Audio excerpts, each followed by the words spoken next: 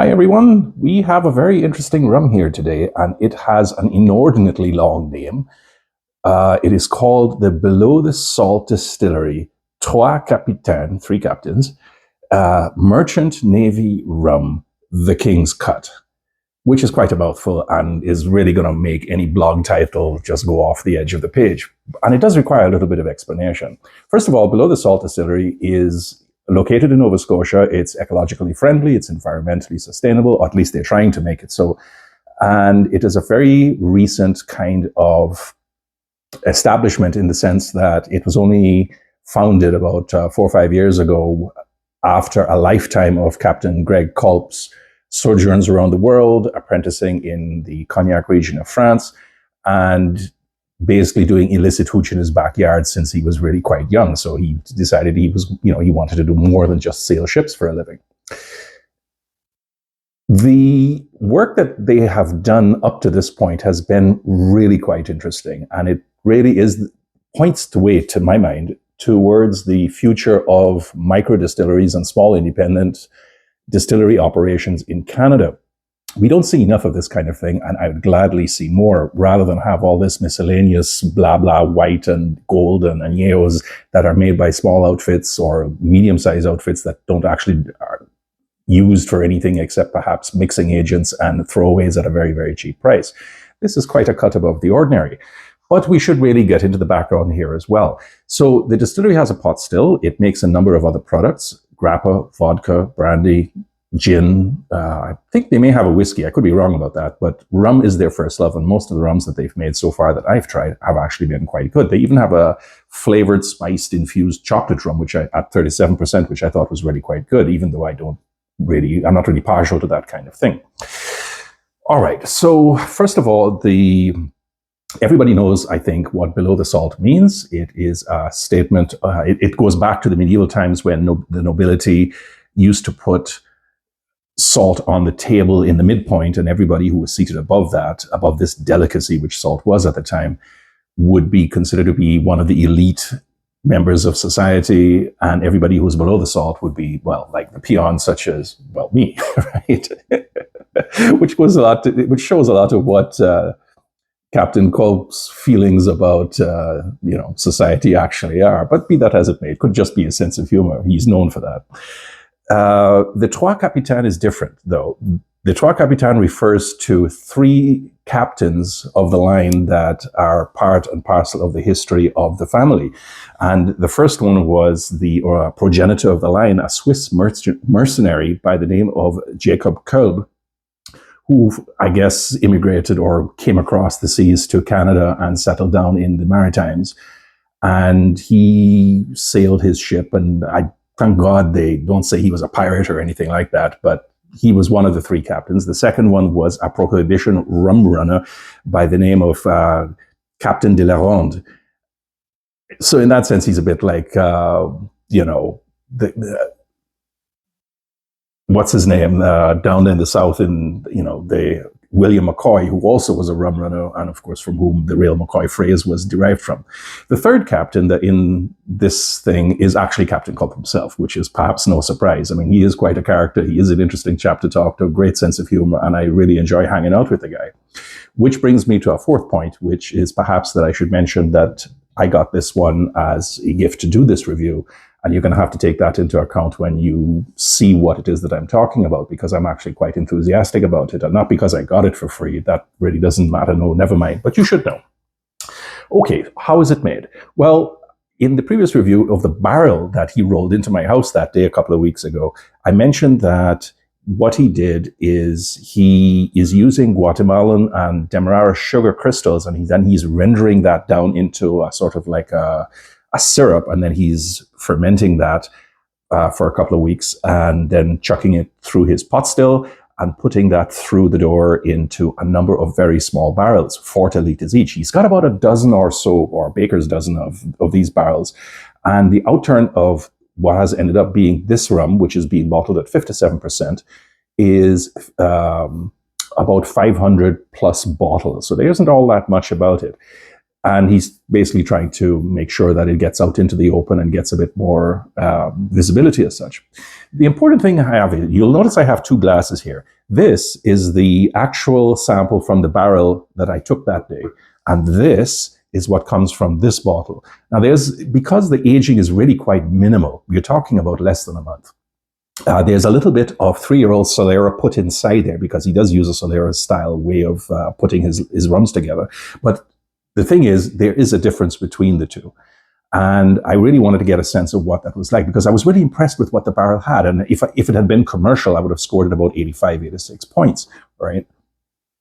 Yeah, much of what I tasted that day is still there. There's the fruits, there's the caramel, marzipan, salted olives, brine, a little bit of tannins, not too much, a bit of oak, some smoke, and it goes down really, really smoothly. I'm just using this as a quick comparator. Yeah, that one was just about 57% as well. And it's a really terrific rum. So one thing I said at the time was, look, this is a pre-bottling release, and I can't really say anything more about it. But now I actually have the bottle, and I want to talk about that one as well. Let's see. There isn't actually very much difference between these two, except that this one from the bottle is absolutely better. And I say that with seriousness, right? It's amazing that a rum that's less than a month old that has this kind of coloring on it, even though we understand that it's a 40-liter barrel, is so good. I mean, the smell is absolutely brilliant, 57%, and it just smells so easy. Man, there's just a lot going on here. There's the salted caramel, there's the honey. We have a certain amount of brown sugar, a little bit of smoke, a little bit of leather. Where that starts to go off from what this one was is that there's a touch more fruit involved here that makes this thing really nice. That acidic cut to the more mellow flavors. So we are talking about rotting oranges, a little bit of funk. I swear, there is actually a touch of Jamaican in here, which wouldn't surprise me in the slightest. And there is also a little bit of harsh yellow mangoes, some pepper sauce, some pimentos for kick, and so on. But the thing is, it is easy. It really goes down well. I guess firm is maybe a better way to explain this. Smelling, it's great. Tasting, it's wonderful. I mean, honey. It's firm, it's soft again, it doesn't bite you on the way down, doesn't try to claw your face off or anything like that. There are some jagged edges coming from citrus, and we've got lemon rind, orange peel. There is some rottenness down in the background there, as in the state of Denmark, you might say. But overall, this thing is really quite amazing. It tastes so much better than any rum this young has a right to be. And I guess in this case, because the barrels are smaller, you're kind of like making a case for the interaction of wood and alcohol being much faster. But when you consider that you've got all of this smoke, you've got all the tannins, you've got the salt, you've got a little bit of sweetness to it, you've got a little bit of caramel and toffee and vanilla and almonds, and it comes together in a really, really nice synthesis, in spite of the fact that after a bit, you can actually see a little bit of the roughness on the palate that is not entirely surprising. If I had to score this, and actually I will score this, it's probably going to go about 86, 87 points. It really is that good, right? People may disagree with me because they might say nothing that young can be that good. I got to stand by what I tasted and what I have been tasting for quite a while. But I want to make one point, and it's a slight weakness that I believe should be noted. Now, some years ago, I was in a tasting with Ed Hamilton, who makes the Hamilton line of rums, and who, of course, started the original Ministry of Rum Forum as a website in 1995. And this is where most of the people from my generation interacted in the days before individual websites or social media started to take off. But one thing that Ed pointed out, and I've heard this repeated many times by particularly agricole makers, is that when you pour water into your alcohol or your distillate that has come off the still, it's to dial it down to something a bit more manageable, like 45% or 40%. So it might come off at about 60 to 70%, but you want to take it down to something more easy. Then you don't just do like this and just put a whole bunch of distilled water into it, and then you wait until your hydrometer says 40% and Bob's your uncle. That actually has an enormous impact upon the final taste of it. It's called shock.